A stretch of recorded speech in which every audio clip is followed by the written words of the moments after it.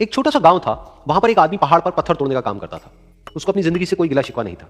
पूरा दिन वो काम करता, मेहनत करता, दिन के एंड में जो थोड़ा बहुत पैसा मिलता वो जा करके अपने परिवार के साथ में थोड़ा सा टाइम स्पेंड करता और चैन से सो जाता। तो एक दिन रोज की तरह वो अपना काम खत्म करके अपने घर की तरफ जा रहा था। तो रास्ते में चलते चलते उसके मन में ख्याल आया कि ये भी कोई जिंदगी है कि सुबह से शाम तक मैं पत्थर तोड़ने का काम करता हूं और एंड में मेरे को थोड़े से पैसे मिलते हैं जिसमें मुश्किल से मेरा और मेरे परिवार का गुजारा हो पाता है। काश कुछ ऐसा हो जाए कि कहीं से मुझे कोई ऐसी शक्ति मिल जाए कि जो भी मैं चाहता हूं वो सच हो जाए। वो अपने घर पर गया, उसने खाना खाया, लेकिन उसका ध्यान खाने की तरफ नहीं था। उसके दिमाग में यही ख्याल चल रहा था। उसके बाद में वो यही सोचते सोचते सो गया। फिर नींद आने के कुछ देर बाद उसको एक सपना आया। सपने में उसने देखा कि रोज की तरह वो अपना काम खत्म करके अपने घर लौट रहा था। रास्ते में उसने एक बहुत ही बड़ा घर देखा और उसके मन में आया कि काश ये घर मेरा होता और मैं इसका मालिक होता। और उसके ये सोचते ही वो उस घर का मालिक बन गया। उसको यकीन ही नहीं हो रहा था कि जो उसने सोचा वो बन चुका है। लेकिन उसकी खुशी ज्यादा देर नहीं टिक पाई, क्योंकि उसको एकदम से एक शोर सुनाई दिया।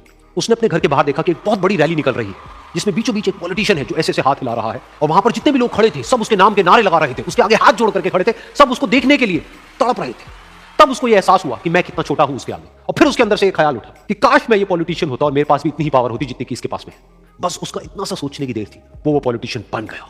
उसकी खुशी का ठिकाना नहीं था, क्योंकि उसके आसपास में हजारों लोगों की भीड़ थी और सब उसको देखने के लिए तरस रहे थे, तड़प रहे थे। लेकिन उसकी ये खुशी भी ज्यादा देर नहीं टिक पाई।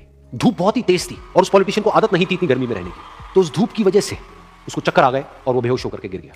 फिर उसको एहसास हुआ कि ये पॉलिटिशियन सबसे ताकतवर नहीं है, ये जो सूरज है ये सबसे ताकतवर है। और उसके मन में आया कि काश मैं ये सूरज बन जाऊं तो मेरे आगे कोई नहीं टिक पाएगा। और उसका इतना सा सोचने की देर थी और वो सूरज बन गया। और वो खुशी से पागल हो गया, क्योंकि पूरी दुनिया को वो ही रोशन कर रहा था और पूरी दुनिया में ऐसा कोई नहीं था जो कि उसकी रोशनी को रोक सके। लेकिन उसकी ये खुशी भी ज्यादा देर टिक नहीं पाई, क्योंकि कुछ ही देर बाद आसमान में कुछ काले बादल आए जिन्होंने कि उस सूरज की रोशनी को रोक दिया।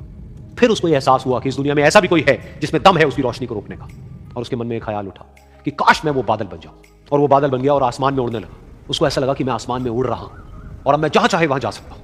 लेकिन कुछ देर बाद वहां पर एक बहुत तेज हवा का झोंका आया जो कि उन बादलों को उड़ा करके ले गया। और फिर उसे समझ आया कि ये जो बादल है वो सूरज की रोशनी को तो रोक सकते हैं लेकिन हवा को नहीं रोक सकते। ये हवा उनको बहा करके ले जाती है। फिर उसके मन में आया कि काश मैं ये हवा बन जाऊं। और वो हवा बन गया। हवा बनने के बाद में उसको अपने अंदर एक अलग ही ऊर्जा का अनुभव हुआ।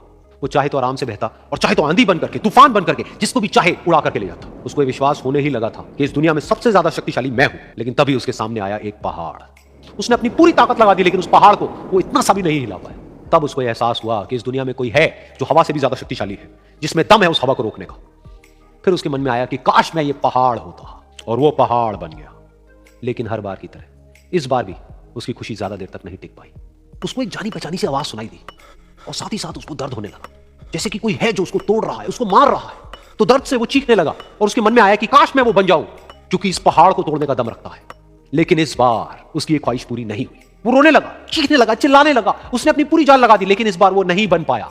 उसका दर्द बढ़ता ही चला जा रहा था और दर्द की वजह से एकदम से उसकी नींद खुली और सामने शीशा था। उसने शीशे में देखा और उसको समझ आया कि सपने में मैं वो क्यों नहीं बन पा रहा था जो मैं बनना चाहता था, क्योंकि असलियत में मैं वो ही हूं।